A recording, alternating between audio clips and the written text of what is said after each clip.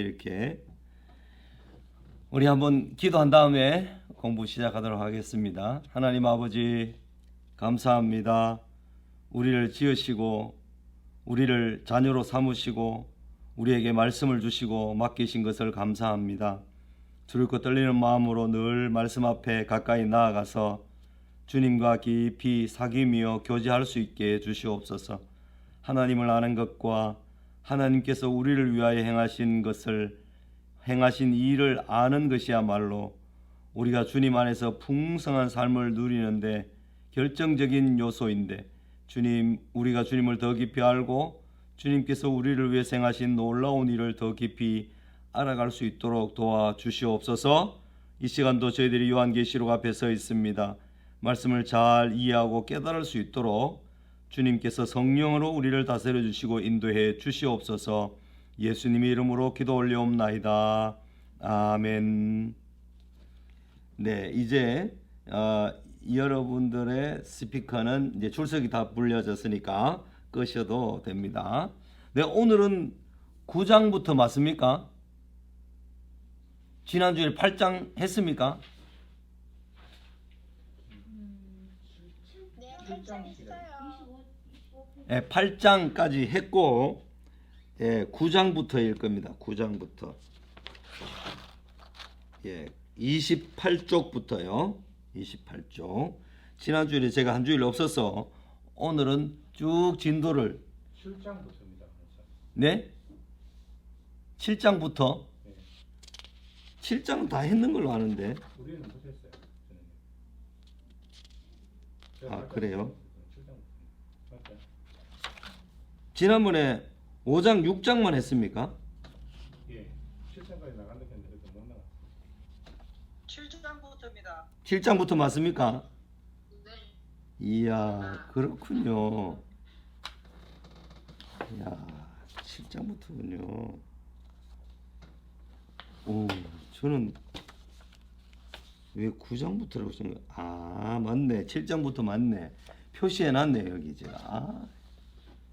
근데 오늘 너무 정신이 없어서 제가 오늘 우리 장모님 병원에 지금 응급실에 입원시켜 놓고 오늘 하루 종일 그 투석하러 갔다가 또 안 좋으셔서 경대병원에 응급실에 갔다가 하루 종일 왔다 갔다 하면서 정신없이 지내다 보니까 오늘 그렇습니다. 이해해 주십시오.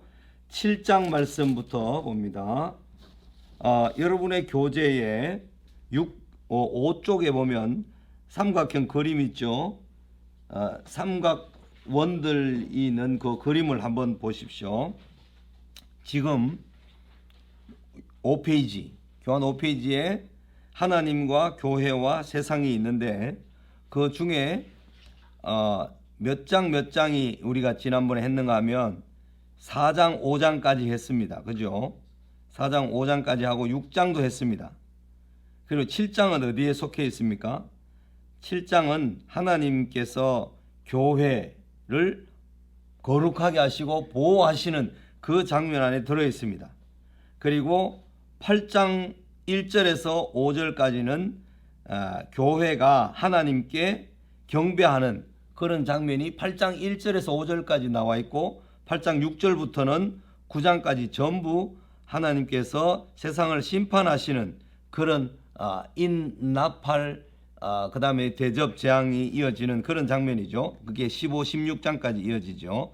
그렇게 이 그림을 늘 보면서 지금 가야 됩니다. 그래서 지금 하려고 하는 7장은 하나님께서 교회를 거룩하게 보호하시는 그런 인을 쳐서 보호하시는 장면에 거기에 해당되는 내용입니다. 그래서 5페이지는 한 장을 할 때마다 늘 이쪽으로 돌아와서 한 번씩 봐야 합니다. 7장 들어갑니다. 이 성경을 한번 쭉 읽고 하면 좋은데 성경을 읽을 시간이 없습니다. 그러니까 성경은 공부를 마치고 난 다음에 여러분이 한번 읽으시든지 아니면 두 번 읽으시면서 이것을 한번 이 그림을 한번 이렇게 보신다든지 이렇게 하면 훨씬 좋겠습니다. 그렇게 하면서 진행합니다. 7장 본문은 6장 9절에서 11절에서 성도들을 간략하게 묘사한 장면을 확대합니다. 6장 9절에서 11절은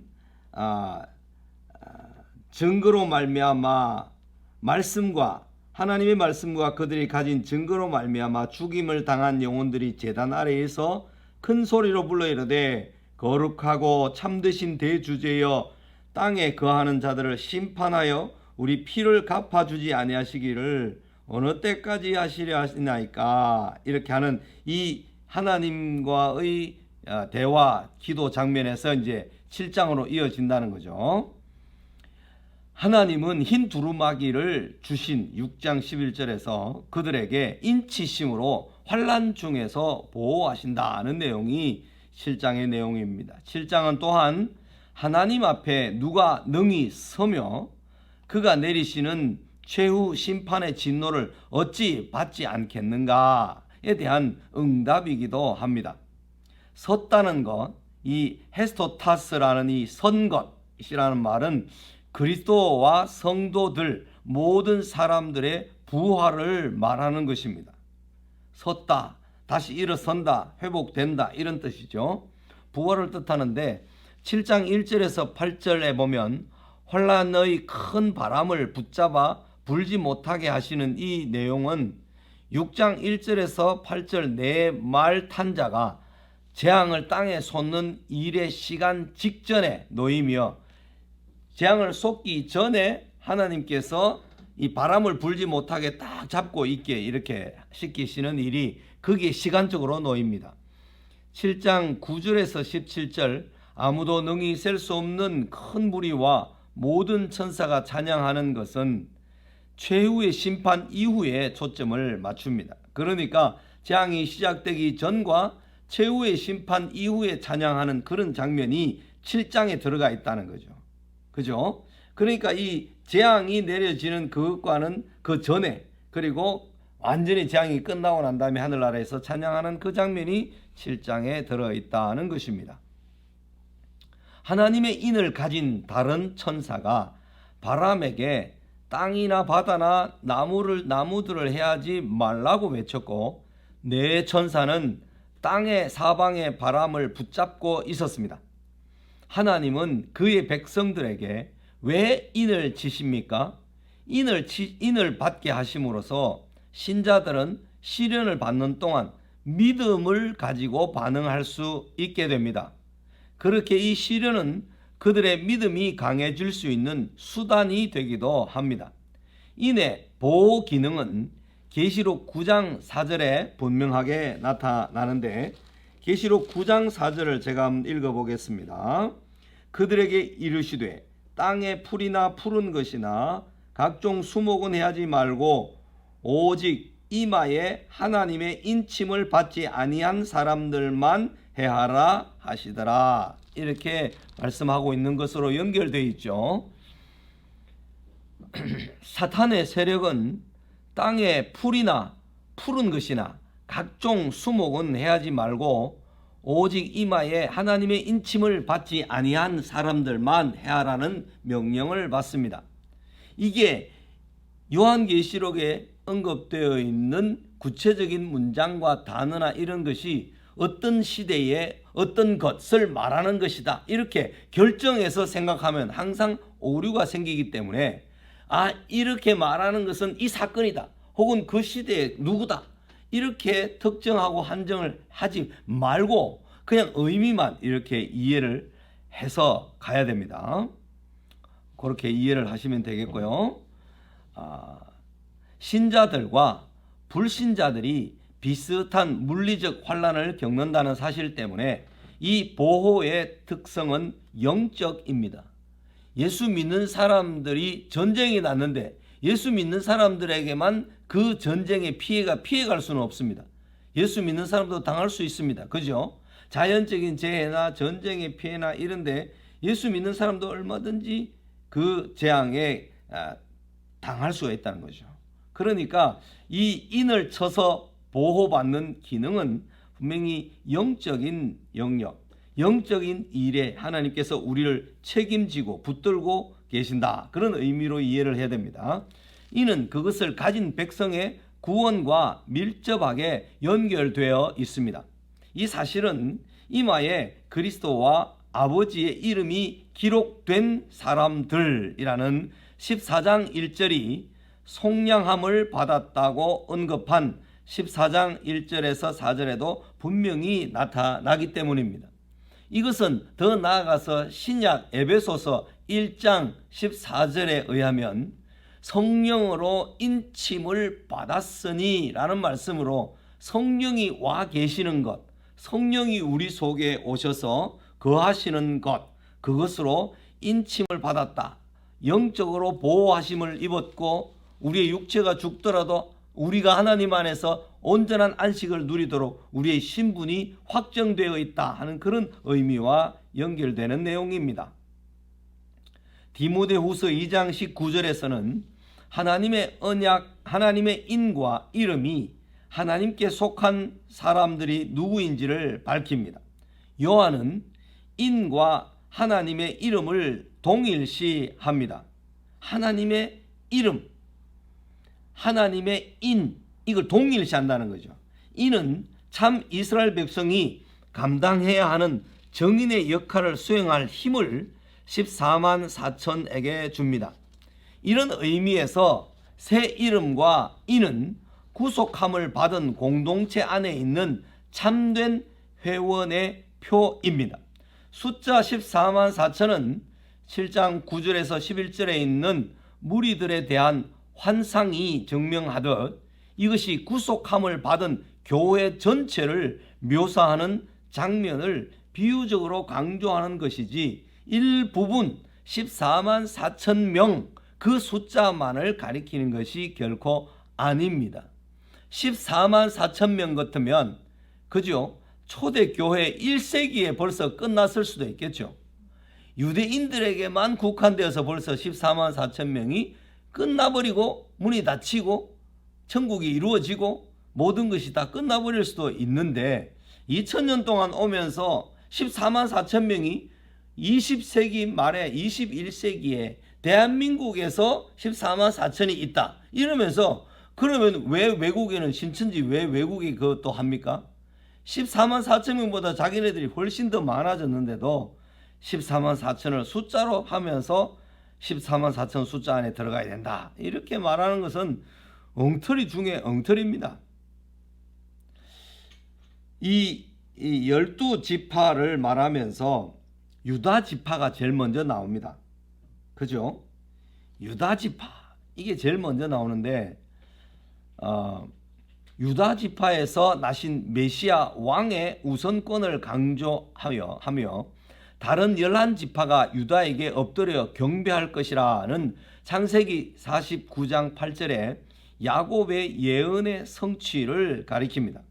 그래서 성경에 12지파의 이름이 나오는 마지막 부분이 여기 계시록 7장인데 여기에서 유다지파가 제일 먼저 언급되어 있습니다.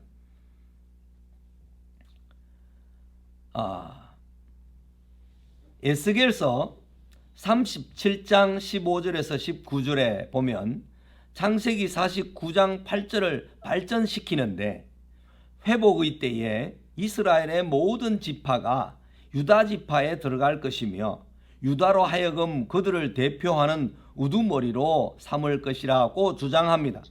그가 바로 어린 양 예수님이십니다. 그래서 에스겔서에서는 유다에 대한 이야기를 하면서 모두 다 다윗의 자손, 유다 지파의 후손, 예수 그리스도 안에 다 들어가게 된다. 12지파가 다 예수 그리스도 안에 들어가게 된다 하는 그런 의미로 에스겔서에서 예언하고 있습니다.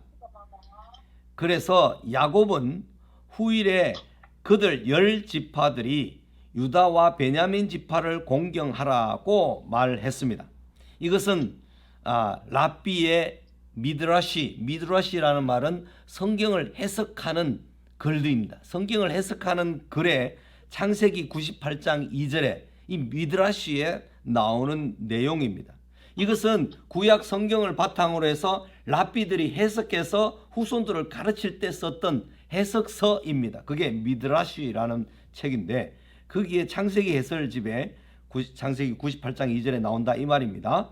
이것은 유다가 왜 가장 먼저 언급되었는지에 대한 중요한 이유를 제공할 뿐더러 베냐민을 제일 나중에 언급한 이유를 알 수 있는 단서일 수도 있습니다. 유다와 베냐민 이 두 지파에만 인치다라는 단어가 덧붙여집니다. 다른 지파에는 12,000이요, 12,000이요 이렇게 나오잖아요. 그런데 처음 유다 지파 인침을 받은 자가 12,000이요 하면서 마지막으로 베냐민 지파 중에 인침을 받은 자가 12,000이라 이렇게 해서 12지파를 처음과 마지막으로 이렇게 다 묶고 있습니다. 끌어안고 있죠.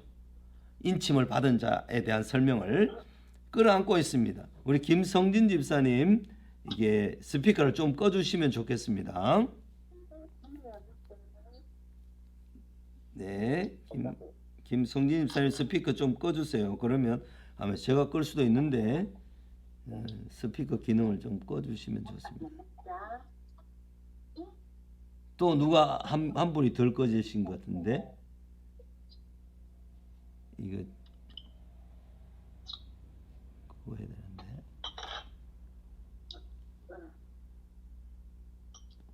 네, 됐습니다. 제가 했습니다. 이스라엘 왕국의 제일 첫 번째 왕의 이름이 사울이잖아요. 사울은 베냐민 지파입니다. 그리고 두 번째 왕은 유다 지파입니다. 유다 지파가 계속해서 이스라엘의 왕권을 가지고 가죠. 그런데 이 베냐민 지파가 유다 지파의 다윗이 처음 왕이 되었을 때 이 베냐민 지파가 상당히 유다 지파를 시기하고 도전하고 싸웠죠. 그래서 베냐민 지파의 시므이라든지 베냐민 지파의 세바라든지 이런 사람들이 계속해서 다윗 왕국을 공격하고 사울 베냐민 지파의 나라고 사울 왕의 나라다 하면서 주장하면서 계속 그랬지만 이 베냐민 지파는 나중에 남북 이스라엘이 나눠질 때 남쪽 유다 편에 속해서 있게 됩니다. 두 지파가 베냐민 지파와 유다 지파가 남쪽 유다 왕국을 이루고 있고 북쪽의 10지파는 베냐민과 유다를 뺀 10지파가 북왕국에 속하게 됩니다. 그래서 이 베냐민은 유다 지파와 가장 가까이 있으면서 베냐민 지파가 가지는 의미가 유다 지파가 가지는 모든 예루살렘 성전 율법 제사장 거기에 있는 모든 하나님께서 이스라엘 백성들에 주신 유산을 유다 지파와 함께 다 누렸습니다. 그게 베냐민 지파입니다. 그래서 이 베냐민 지파와 유다 지파에게만 인치다라는 단어가 덧붙여져서 12,000명이 설명됩니다. 따라서 베냐민이 나중에 온 것은 그가 중요한 위치에 있음을 암시해 주는 것입니다. 성경에 보면 사사기를 보면 여기는 교재에 나오지 않습니다만은 사사기 1장에 보면 사사시대 전체가 어떤 의미가 있는가를 가르쳐주는 단서가 있는데요. 우리 중에 누가 먼저 올라가 싸우리까? 이렇게 이스라엘이 물으니까 하나님께서 유다 지파가 먼저 올라갈지니라 이렇게 말합니다. 그리고 유다 지파에 대한 말이 유다가 제일 많이 나옵니다. 어디에서요? 사사기 1장에서. 그것은 사사시대 전체가 여러 사사들이 이끌게 되지만 여러 지파의 사사들이 여러 지파 출신들이 사사시대를 이끌어가지만 결국 유다 지파에게로 모든 지도력이 옮겨가게 된다 하는 것을 시사해 주는 내용이 사사기 1장에 들어있습니다. 그 단서로 유다라는 이름이 제일 많이 나오고 있다는 것을 통해서 암시를 받을 수 있습니다. 계속해서 읽습니다. 요한이 이스라엘의 각 지파에서 나온 남은 자들, 렘넌트라 그러죠. 렘넌트. 유광수 다락방에서는 이 남은 자들을 무지하게 많이 강조합니다. 남은 자들. 그렇게 강조를 하는데 이 남은 자들의 문자적인 회복이나 구원을 기대했을 개연성은 전혀 없습니다. 이 말은 유대인들 중에 잡혀가지 않고 남은 사람들, 그죠? 바벨론 포로 돼가지 않고 남은 사람, 이런 사람들을 가리키는 의미가 결코 아니다는 거죠. 여기 나오는 12지파의 12,000이 그런 게 아닙니다. 혈통적 12지파는 더 이상 존재하지 않기 때문입니다. 바벨론 포로 이후에 북이스라엘은 이미 그 전에 주전 722년에 저 아수르에 있는 백성들을 여기다 심고 여기에 있는 유다에 있는 10지파의 사람들을 전부 아수르에 갖다 심었기 때문에 지파의 혈통적인 것은 다 끝나버리고 깨져버렸습니다. 이스라엘이라는 칭호는 교회에 적용되었습니다. 참 유대인 또 이스라엘, 이게 로마서 갈라디아서에서 많이 나오는데 참 할례, 12지파 또는 흩어진 이스라엘, 이런 이름으로 사용되었기 때문에 더 이상 12지파는 상징성만 가지지 영적 이스라엘 12지파, 그래서 영적 이스라엘의 모든 12지파에 속한 사람들을 다 가리키는 것입니다. 12지파들 중에 단과 에브라임이 빠진 이유가 무엇일까? 이 단과 에브라임이 없어요. 여기 요한계시록 7장에는 유대교 전통에서 적그리스도가 단지파에서 나온다고 기대했다는데 단이 빠진 까닭이 있다고 주장하는 사람이 있습니다. 단과 에브라임이 생략된 것은 호세아 4장 17절과 호세아 14장 8절에 두 지파가 우상을 직접적으로 엄청나게 숭배했기 때문에 아마 그 우상 숭배와 관련되어서 이 두 지파의 교만, 이 두 지파의 완악함, 그것으로 인해서 여기 이름이 빠졌을 가능성이 있습니다. 에브라임 지파 대신에는 요셉이 들어갑니다. 므낫세는 남아 있습니다. 요셉의 두 아들 에브라임과 므낫세 중에 므낫세는 남아 있는데 이 에브라임은 빠져 있어요. 이 에브라임은 시편 78편에도 보면 에브라임이 우상을 얼마나 숭배했고 에브라임이 헤게모니를 얼마나 주장해서 자기네들의 헌신은 하지 않고 노블리스 오블리제, 즉 아주 고귀한 사람들의 의무는 행하지 않으면서 정치적인 헤게모니만 주장했던 일이 사사기에 매우 뚜렷하게 나타나서 에브라임 지파의 지도력에서부터 유다 지파로 하나님께서 다 옮기셨다, 이런 표현이 시편 78편에 잘 나타나 있습니다. 아마 여기서 가능성은 우상 숭배와 관련되어서 단 지파, 에브라임 지파가 생략된 것이 아닌가 이렇게 생각을 합니다. 그들 14만 4천 명은 어린 양이 어디로 인도하든지 따라가는 사람들입니다. 특히 12,000명씩 12진을 이룬 것, 12,000명씩 12진을 이루었다는 그 말, 그것은 싸울 준비를 갖춘 군대를 묘사하며 어린 양의 피에 그의 옷을 씻어 희게라는 말은 그들의 전쟁 방법을 가르쳐 줍니다. 그들은 어린 양이 승리하신 방법대로 승리합니다. 예수 믿는 사람들은 예수님이 승리하신 방법으로 승리해야 되지, 예수님이 승리하신 방법이 아닌 육체적인 방법, 재물의 방법, 권력의 방법, 이런 어떤 외적인 물리적인 방식으로 승리하는 것이 결코 아님을 가르쳐 준다는 거죠. 어린 양의 피에 그의 옷을 씻어 희게 했다, 그 방식으로 우리는 승리합니다. 아무리 강력한 골리앗이라 할지라도 골리앗과 똑같이 갑옷을 입고 칼을 차고 칼로 싸움을 하자면 다윗이 어떻게 이기겠습니까? 그러나 다윗은 골리앗이 가지고 있는 그 무기와 장비, 외적인 그 강력한 힘의 근원으로부터 싸우지 않고 그 속에 있는 하나님의 은혜와 하나님의 능력으로 자기가 가지고 있는 돌팔매, 그죠? 물맷돌, 그것으로 자기 방식으로 싸워서 다윗이 승리했죠. 우리도 우리가 가진 방식, 예수 그리스도께서 우리에게 주신 그 방식을 가지고 승리해야 합니다. 누가 우리를 죽이면 우리가 죽음으로써 승리해야 됩니다. 누가 우리의 것을 빼앗아가면 빼앗김으로, 수탈당함으로, 핍박을 받음으로 이겨야 하는 것입니다. 그것이 하나님께 속한 사람들의 전쟁 방법입니다.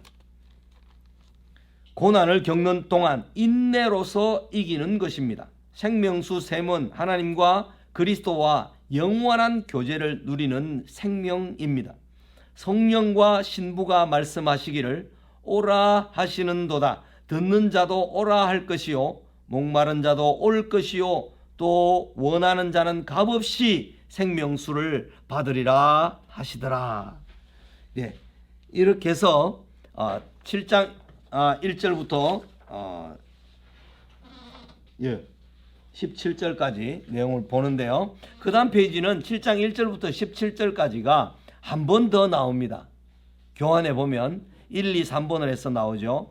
인을 치시는 하나님, 승리하는 이스라엘, 약속과 보장, 이렇게 해서 이 세 가지가 제가 앞에서 다루었던 내용을 좀 더 보기 쉽게 단락을 나누어서 세 개로 이렇게 했는데, 세 번째 약속과 보장이 보장을 다시 한번 보면요. 요게 몇 페이지입니까? 그 페이지 있죠, 그죠? 두 번째 7장 1절에 17절에 3번. 그들에게 약속된 것은 하나님의 함께 하심, 거하심과 내주하심. 이걸 이제 쇠키나라 그러는데, 주님이 우리와 함께 거하신다. 주님이 우리에게 텐트를 치시고 우리와 함께 거하신다. 이런 의미입니다. 그들이 하나님의 보좌 앞에 있고 그들이 그의 성전에서 밤낮 하나님을 섬김에 보좌에 앉으시니가 그들 위에 장막을 치시리니, 이게 이제 장막을 친다는 말이 쉐키나라는 말인데, 어떤 결핍도 상함도 결코 없을 것입니다. 줄이지도 목마르지도 해나 아무 뜨거운 기운에 상하지도 아니할 것입니다. 목자가 되셔서 생명수 샘으로 인도하시고 모든 눈물을 씻어 주실 것입니다. 생명수 샘은 하나님과 그리스도와 영원한 교제를 누리는 원천입니다. 성령과 신부가 말씀하시기를 오라 하시는도다. 이것은 조금 전에 읽었죠. 그러니까 이 7장 뒷부분에는 하나님께서 우리에게 얼마나 튼튼하고 안전한 보장을 하고 계시는가, 보증을 해서 약속을 하시는가, 그것이 인을 쳐서 보증하시는 것입니다. 에베소서 1장 14절에 성령으로 인을 치셔서 우리에게 성령을 맛보게 하심으로 하늘나라를 보증하여 주셨다. 그렇게 말을 했거든요. 개런티를 주셨다. 보증을 주신 거죠. 그렇게 해서 하나님께서 당신의 약속에 대한 보증을 우리에게 주신 것입니다. 이렇게 해서 이제 7장이 넘어가고요. 7장 성경에 보면 4절에 14만 4천 명, 그 다음에 5절에 그 14만 4천 명은 인침을 받은 자이고, 그 다음에 8절에 인침을 받은 자가 나오고, 9절에 보면 아무도 능히 셀 수 없는 큰 무리. 이것만 봐도 14만 4천 명이 숫자로 14만 4천 명이 아니다는 것을 충분히 알 수 있잖아요. 그 똑같은 무리를 가리키거든요. 14만 4천이 곧 9절에 나오는 아무도 능히 셀 수 없는 큰 무리가 나와 찬양하는 그 이름하고 그 내용이 똑같거든요. 그런데 14만 4천 명이라고 한정을 짓는다는 것은 얼마나 어리석습니까? 그 다음에 13절에 가서 보면 이 흰옷 입은 자들, 이 사람들이 14만 4천이고 인침을 받은 사람들이고 아무도 능히 셀 수 없는 큰 무리죠. 14절에도 보면 큰 혼란에서 나오는 자들인데 어린 양의 피에 그 옷을 씻어 희게 한 사람들이다.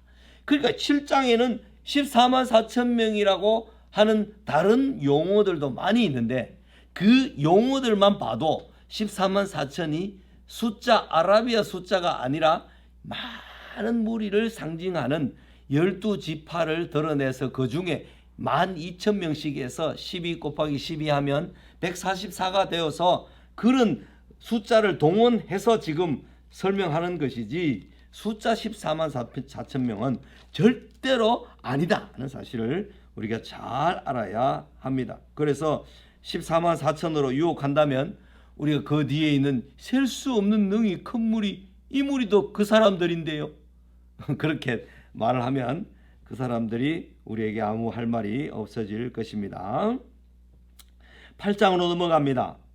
이 7장에는 지금 6장에서 7인을 떼는 장면에 다섯째, 여섯째 인까지 떼고 난 다음에 다시 하늘로 올라가서 하나님께서 우리 성도들을 어떻게 안전 보장하시기 위해서 장치를 마련해 놓으셨는가, 그걸 보고 난 다음에는 8장에는 다시 7째 인으로 이래 연결되기 때문에 7장이 마치 삽입되어 있는 것처럼 보이는 장이다, 그렇게 여기는 거죠. 왜냐하면 6장 12절에 여섯째 인을 떼실 때에 하고 그 이야기들을 쭉 하고 난 다음에 7장이 나오고 그 다음에 8장으로 이어지기 때문에 인을 떼는 데 있어서는 6장에서 8장으로 이어지고 있다는 것입니다.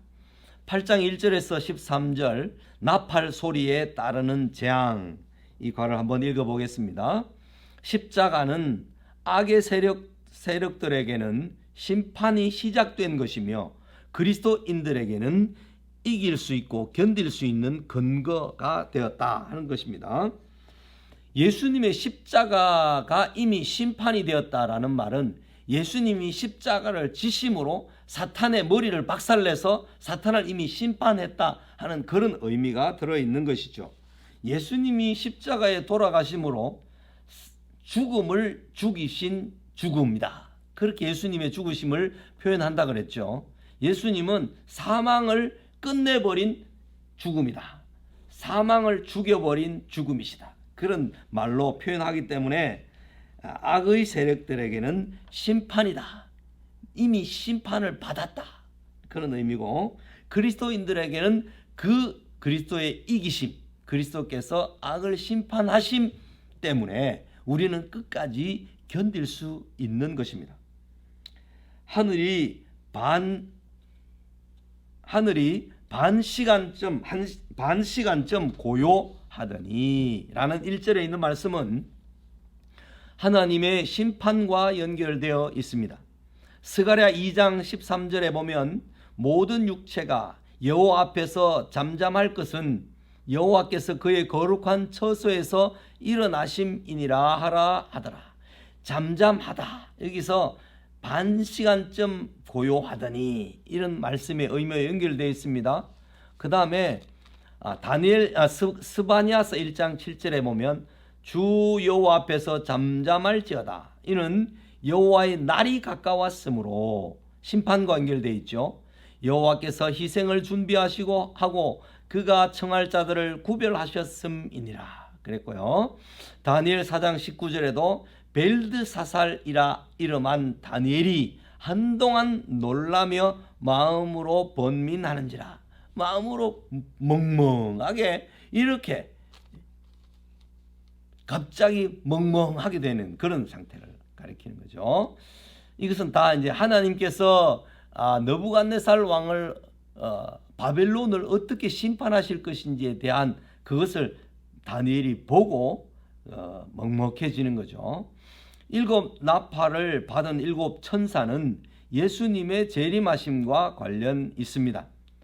마태복음 24장 31절에 그가 큰 나팔 소리와 함께 천사들을 보내리니 그들이 그의 택하신 자들을 하늘 이 끝에서 저 끝까지 사방에서 모으리라고 하셨기 때문에 나팔 받는 7 천사는 재림과 관련되어 있다, 그죠? 그 다음에 3절에 또 다른 천사, 임재의 천사는 그리스도 자신일 것이다 라고 생각을 합니다. 내가 또 보니 힘센 다른 천사가 구름을 입고 하늘에서 내려오는데 그 머리 위에 무지개가 있고 그 얼굴은 해 같고 그 발은 불기둥 같으며 라는 말씀으로 10장 1절에서 설명을 했는데, 향연이 성도의 기도와 함께 천사의 손으로부터 하나님 앞으로 올려가는지라는 4절 말씀은 5장 8절에도 한번 나왔습니다. 6장 10절의 순교자들의 간청이 이제 천사들의 도움과 권세를 빌려 하나님 앞에 공식적으로 드려진다는 의미입니다. 하나님은 성도들의 기도에 응답하시면서 세상에 심판을 보내십니다. 제단의 불이 땅에 쏟아짐으로 인해 우레와 음성과 번개와 지진이 일어났습니다. 번개와 음성과 우레 소리, 그리고 4장 5절에 8장 5절에 그리고 11장 19절에 그리고 16장 18절에서 21절에도 이 똑같은 네 가지 번개와 음성과 우레소리와 큰 지진, 큰 우박 이런 표현들이 다 나오는데 이런 네 사중고리라 그러죠. 번개, 음성, 우레소리, 지진 혹은 우박 이 사중고리는 우주적 혼란을 묘사합니다. 출애굽기 19장에서도 나오고 시편 77편에도 나오고 이사야 29장에도 이 네 가지 사중 재앙이 쏟아지는 것은 우주적 혼란을 묘사합니다.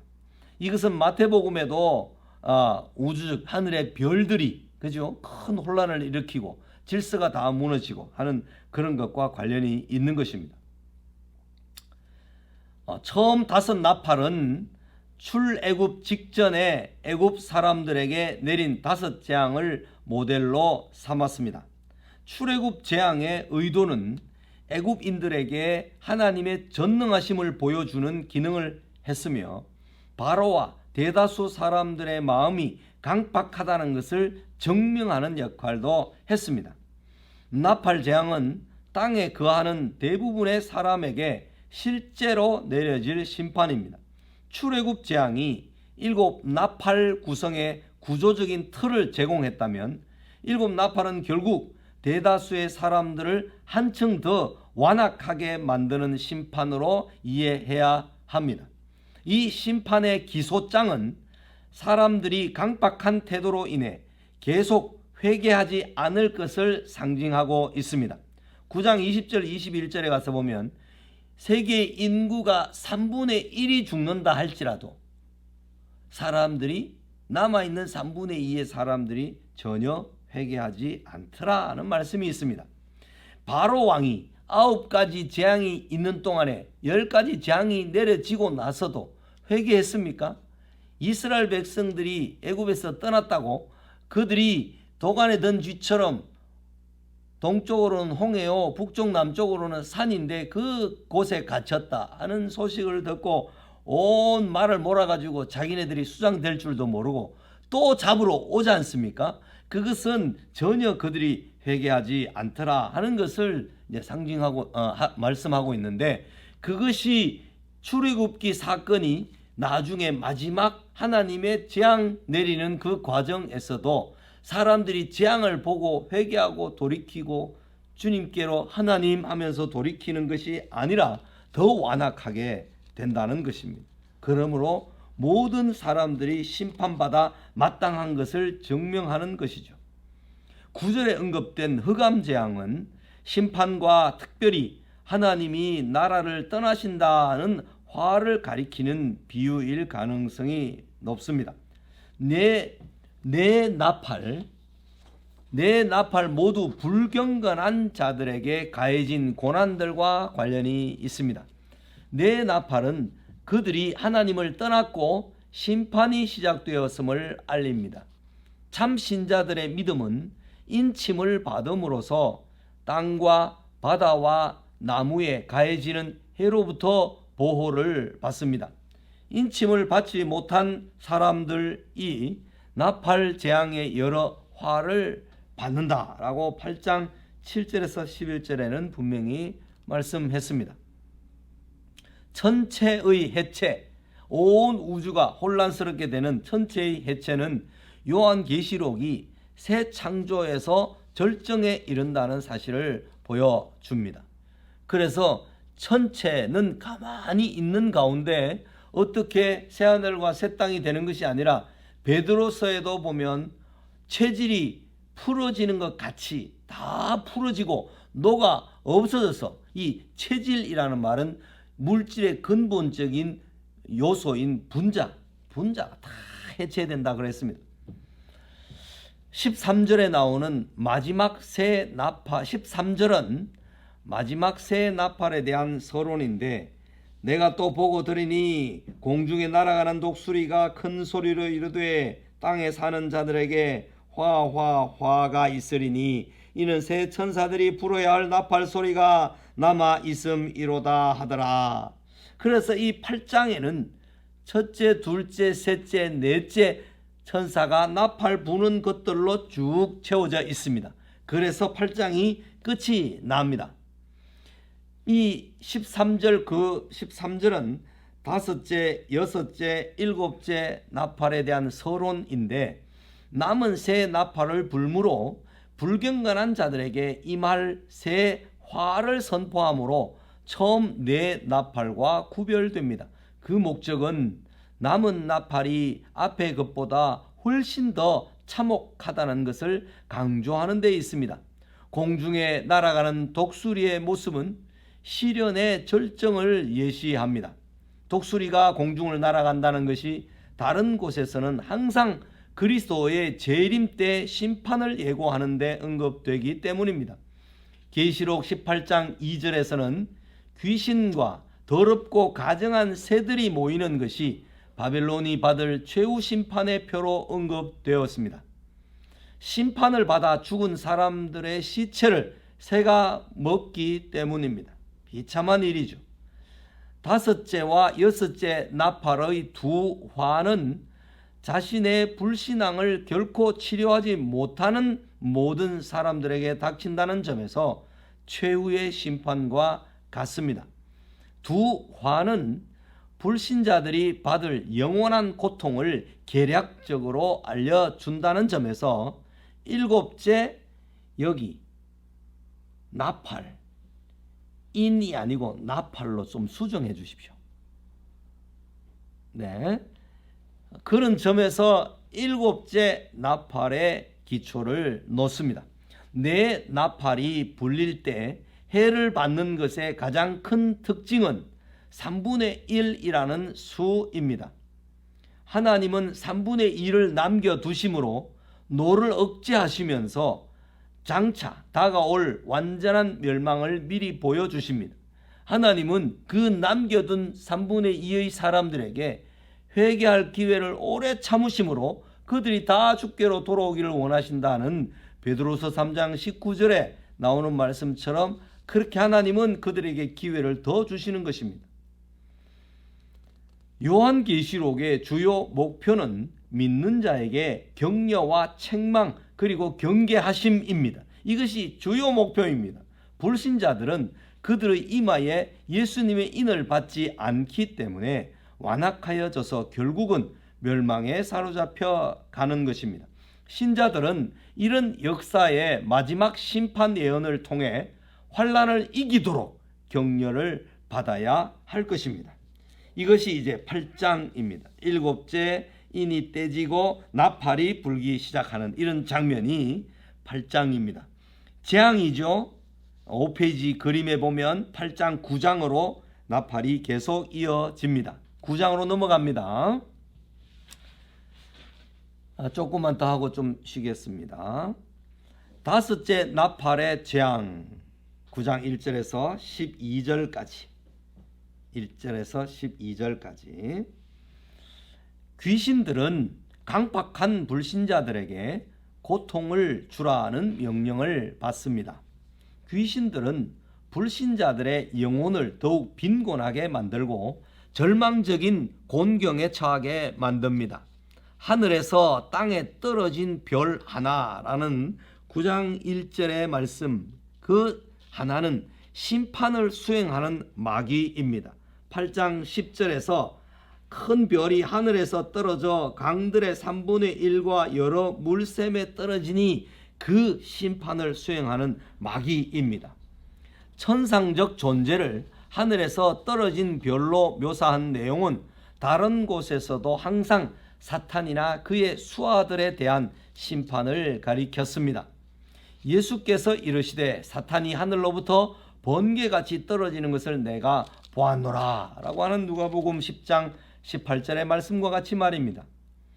무적행의 사자는 메뚜기의 임금 황충으로 불리며 아바돈 파멸이라는 말의 헬라어죠. 또 히브리 말이죠. 또 아볼리온 파괴자, 이것은 헬라 말이죠. 그렇게 명명되었다고 나옵니다. 그 떨어진 천사는 무적행, 사탄이 통치하는 귀신의 영역, 무적행의 문을 여는 주권, 열쇠가 주어집니다. 사탄과 그의 악한 종들은 그리스도가 그들에게 권세를 주셔야만 땅에서 지옥의 세력들을 불러일으킬 수가 있는 것입니다. 악한 세력이 성도들에게 분노를 발하거나 적그리스도를 따르는 자들에게 파괴적인 활동을 할 때 성도들은 하나님이 이 모든 것을 통해 일하시는 거대한 목적이 있다는 사실을 기억하고 소망을 가져야 합니다.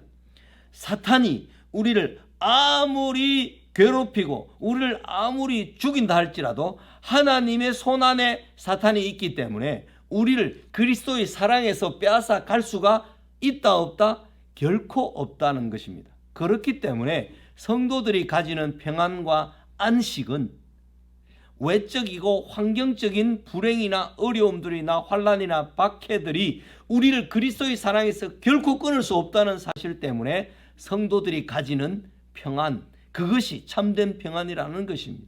그것이 예수 그리스도께서 주시는 평안과 확신과 담대함이라는 것입니다. 천사가 무적행을 열 때 그것으로부터 짙은 연기가 올라와 해와 공기가 어둡게 되었습니다.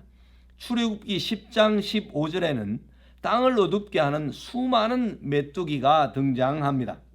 연기는 속임과 어두움을 부릅니다.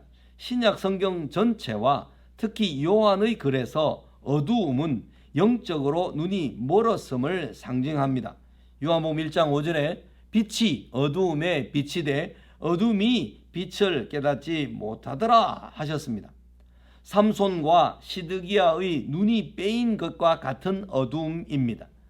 삼손, 시드기야, 하나님께서 계속해서 기회를 주시고 힘을 주시고 기회를 주시고 구원을 주시고 은혜를 베풀어 주시는데도 계속해서 마치 깨닫지 못하고 알지 못하고 느끼지 못한 무감각증에 걸린 사람처럼 악을 향해서 어두움을 향해서 계속 치달아 버렸기 때문에 삼손과 유다의 마지막 왕인 멸망 직전에 시드기야 왕이 눈이 빼였다는 것은 눈이 있어도 너희들은 보지 못하고 눈이 있어도 느끼지 못하고 깨닫지 못한다 하면서 하나님께서 그들의 모든 감각기관을 제거해 버리신다는 거죠. 날 때부터 소경된 자를 고치신 예수님 앞에서 바리새인들은 우리도 소경인가? 라고 물음으로써 그들 스스로를 어두움에 속했다고 자백해버린 것입니다. 메뚜기는 이마에 하나님의 인침을 받지 아니하고 이마에 짐승의 표를 한 사람들만 해하라는 명령을 받았습니다. 그게 13장 16, 17절에 나오는 내용입니다. 이렇게 요한계시록을 앞뒤로 다 해서 연결해보고 구약과 신약을 연결해보고 하면서 성경을 정상적으로 이해하려고 하는 노력을 우리는 끊임없이 해야 되죠. 그러므로 그리스도인들의 믿음은 하나님의 임재에 의해 완전하게 지켜집니다. 인침을 받지 못한 불신자들에게 미치는 해로움은 그들을 영적 어두움 가운데 두는 것입니다. 이게 로마서 1장 24절, 26절, 28절에 보면 그들이 하나님께서 동성애를 하면 멸망에 처한다, 사형에 처한다는 줄을 그것을 다 알면서도 그 일을 행한다. 그래서 그들이 그 멸망하는 길에 내버려 둔다. 내어버려 두사, 내어버려 두사, 내어버려 두사가 3번이나 나옵니다. 로마서 1장 24, 26, 28절에 보면. 그러니까 하나님께서는 완악해지고 거부하고 자기 고집을 가지는 사람들에게는 주님께서는 그들의 눈을 멀게 하시고 귀를 멀게 하시고 그들에게 심판을 내리실 것으로 그들의 모든 것을 다 닫아 버리시는 것이죠. 어둠 가운데 두시는 거죠. 메뚜기가 받은 임무는 어느 누구도 죽여서는 안 된다는 점과 사람들을 괴롭게 하는 기간은 5개월로 제한된다는 점입니다. 이 5개월이 숫자로 5개월이겠습니까? 그렇지 않습니다. 짧다는 것을 상징하는 의미의 그 표시죠. 메뚜기로 야기된 고통은 전갈이 쏘는 것에 비교되는데 주로 영적이고 심리적인 고통입니다. 이 재앙에는 미치는 것, 돌아버리는 거죠. 정신병, 맹인과 같이 백주에도 덧없는 재앙과 마음을 떨게 하고 정신을 산란하게 하고 생명이 위험에 처하고 확신할 수 없게 되고 마음에 두려움이 가득하고 이런 것이 재앙으로 주어집니다. 이 모든 재앙들은 이 신명기 28장에는 앞부분 14절까지는 이렇게 순종하면 이런 복을 받을 것이고 15절부터는 너희가 불순종하면 이런 저주를 받을 것이다 했는데 하나님의 말씀을 버리고 하나님을 외면하고 자기 마음대로 가면 이런 저주를 당하게 된다는데 그것이 바로 이제 미치고 정신병 걸리고 백주에도 더듬고 마음을 떨고 이런 것들이 신명기 28장에 나오는 재앙입니다. 이 모든 재앙들은 철저히 하나님의 주권 아래 통제를 받고 있습니다. 해하도록 주어진 권세로 사람들에게 주는 전갈의 고통이 얼마나 심한지 사람들이 죽기를 구할 정도입니다. 죽기를 구하지만 결코 죽지 않습니다. 이것은 예레미야 20장 산들이 무너져서 제발 우리를 다 묻어버렸으면 좋겠다. 그만큼 괴롭다는 거죠. 굶고 막 괴롭고 찔리고 그죠? 학대를 당하는 이 모든 괴로움이 너무 심해서 그렇게 죽기를 구할 정도입니다. 메뚜기의 재앙은 교회 안에 타협하는 사람들과 교회를 박해하는 불경건한 자들에게 우상 숭배가 헛되며 하나님으로부터 단절되어 있고 그 결과 결코 소망이 없다는 것을 상기시켜 줍니다. 메뚜기의 희생자들은 마음이 강팍해져서 절망 가운데서도 하나님께로 돌이키지 않습니다. 이러한 강팍함은 실제로 귀신들의 속임과 영향에 속합니다. 불경건한 자들과는 대조적으로 하나님의 인침을 받은 사람들은 세상이 그들에게 가하는 고통과 심지어 죽음 속에서도 궁극적인 기쁨을 누립니다. 이 기쁨은 어떤 기쁨이냐 하면 항상 기뻐하라, 쉬지 말고 기도하라, 범사에 감사하라 이랬죠. 항상 어떻게 기뻐할 수 있는가? 그 기쁨은 인간이 가지는 감각적이고 물리적이고 외형적이고 그런 오감적인 기쁨을 말하는 것이 아닙니다. 그 세 가지 하나님의 뜻을 잘 이해하기 위해서는 빌립보서 4장 6절 7절과 요한복음 16장 24절을 잘 이해해야 합니다. 빌립보 4장 6절 7절에는 뭐라고 말씀하셨습니까? 아무것도 염려하지 말고 오직 모든 일에 기도와 간구로 너희 구할 것을 감사함으로 하나님께 아뢰라. 그리하면 모든 지각에 뛰어나신 하나님의 평강이 너희 마음과 생각을 지켜주시리라. 어떻게? 기쁘게 평안하게 지켜주신다는 그런 말씀이거든요. 그러니까 기도와 간구로 구할 것을 감사함으로 하나님께 아뢰라 이랬잖아요. 거기에 기도가 있고 거기에 감사가 있죠. 거기에 끝에 가면 평안이 있죠. 이게 다 데살로니가 전서 5장 16절에서 18절에 말한 세 가지 하나님의 뜻, 그것과 관련이 있는 것입니다. 예수님께서 고별 강론을 하실 때 요한복음 16장 24절에서 너희가 지금까지는 아무것도 구하지 아니하였으나 이제부터는 구하라. 내가 너희들에게 다 시행하여 주겠다. 그리하면 너희 기쁨이 충만하리라. 이렇게 말씀하셨어요. 기도와 간구에 우리는 보통 기도라는 말에 기도, 간구 두 개를 다 포함해서 기도라 그러죠. 원래 기도는 하나님의 하나님 되심을 인정하는 테필라라는 그 말이고 간구는 테히나라는 말로서 우리가 우리의 필요를 아랜다는 그런 말이라고 제가 한번 설명을 해드렸습니다. 주님을 주님으로 고백하는 사람이 주님께 필요를 아랠 때 자기 욕심을 따라 구하겠습니까? 공적인 유익을 위해서 구하겠습니까? 자기 자녀를 위해서 구할 때도 자기의 모든 것을 구할 때도 하나님께서 기뻐하시는 뜻을 따라 구하죠. 그러니까 기도와 간구는 쉬지 말고 기도하는 것, 그것은 하나님과 끊임없이 하나님의 하나님 되심을 인정하고 고백하고 간구하고 쉼없이 숨쉬듯이 주님과 교통할 때 기쁨과 감사가 충만해질 수 있다는 그런 의미의 말씀이 데살로니가전서 5장 16절에 18절이죠. 그러니까 그 기쁨은 주님과 교통과 심지어 주님과 교통함으로 그들에게 가하는 고통과 심지어 죽음 속에서도 궁극적인 기쁨을 누릴 수 있는 그 기쁨을 말합니다. 그들은 오히려 예수와 하나님의 말씀을 증언합니다. 7절에서 10절은 귀신들이 백성에게 사납고 두렵고 파괴적인 방법으로 영향을 미치는 존재임을 강조합니다. 메뚜기 습격은 극심한 기근을 불러오죠. 메뚜기 떼를 대하는 사람들의 반응은 애곡하고 질리고 낯빛이 하얘졌다. 요엘서에서 그렇게 표현했습니다. 황충의 재앙은 영적 기갈을 상징하기 때문에 죄인들에게 임하는 심판입니다.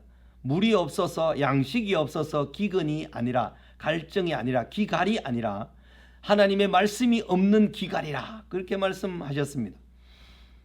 여러분, 하나님 말씀을 많이 가지고 있는 사람은 결코 기갈을 느끼지 않지만 하나님 말씀이 없이 황폐해져 있는 사람은 결정적인 순간이 되면 엄청난 기근과 갈증을 겪게 됩니다. 메뚜기들은 악한 자들에게 굶주림과 그들의 마음에 공허함을 일으키고 폭로하며 사람과 같은 얼굴을 하고 있습니다. 그것은 강력하고 신속하고 명민하고 사납고 강렬한 정신적 영적 고통을 가할 것을 말해줍니다. 철호심경 같은 호심경이 있고 이라는 말은 군인들의 갑옷의 한 부분을 일반화한 묘사인데요. 10절에는 5절과 같은 제안을 반복하며 마무리합니다. 에스겔서 38, 39장에서는 메뚜기가 곡과 마곡과 연결됩니다. 이 사실은 사탄이 곡과 마곡의 지도자들을 다 불러 모아서 아마겟돈 전쟁을 일으킨다. 그런 내용이 나오죠. 계시록 20장의 8절에 곡과 마곡, 이것은 이제 메뚜기가 연결된다는 거죠. 그러니까 지도자들, 악한 지도자들 말하는데 첫째 화는 지나갔다 하는 12절의 말은 사건들이 역사 속에서 이미 발생했다는 의미가 아니라 단지 그 내용을 포함하는 환상이 지금 지나갔다는 의미입니다. 첫째 화 환상을 제시하는 것은 지나갔다. 보라, 첫째 환상 이후에 화 환상 2개가 더 제시될 것이다. 이런 의미죠. 12절이 그리스도 안에 있어 그의 인을 맞은 자들에게 주어진 안전이 약속으로 주어져 있습니다. 확신됩니까? 주의 이름을 가진 자로서 안전보장의 약속을 붙들고 당할 수 있는 모든 환난에 담대할 수 있기를 간절히 기도합니다. 네, 여기까지 하고 9장 13절부터는 한 10분 정도 쉬었다가 8시 10분부터 다시 강의하도록 하겠습니다.